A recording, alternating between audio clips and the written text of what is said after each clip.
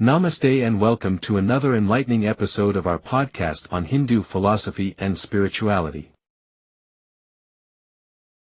In today's episode, we will delve into the concept of moksha, the ultimate goal of Hindu philosophy and spirituality.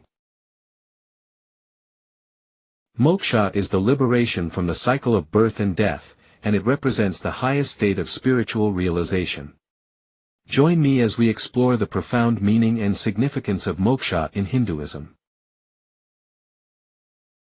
Understanding moksha. Moksha, derived from the Sanskrit word moksha, means liberation or release. It is the state of liberation from the cycle of samsara, the perpetual cycle of birth, death, and rebirth. Moksha represents the ultimate realization and union with the divine, where the individual soul transcends the limitations of the physical world and merges with the eternal consciousness. The pursuit of moksha. In Hinduism, the pursuit of moksha is the central objective of human existence. It is believed that every soul is on a journey towards moksha, seeking liberation from the cycle of samsara and the sufferings associated with it.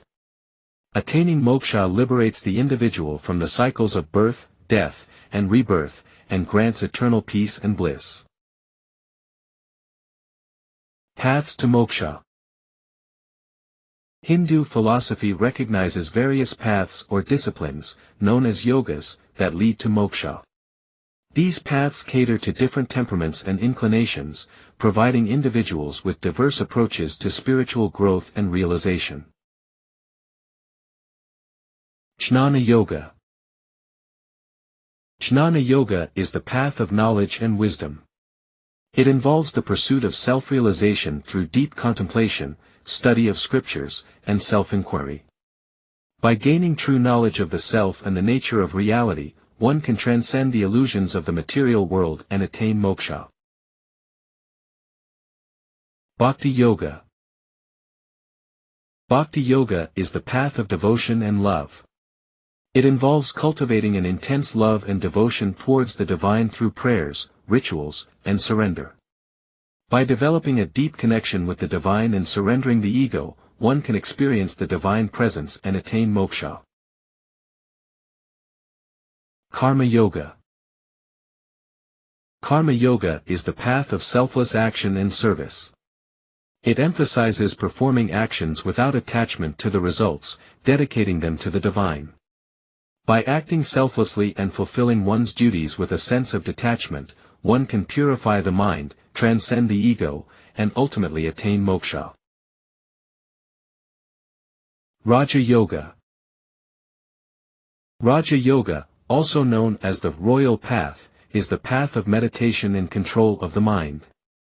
It involves practicing meditation, concentration, and control of the senses. By calming the mind, attaining inner stillness, and achieving union with the divine, one can realize moksha. The significance of moksha.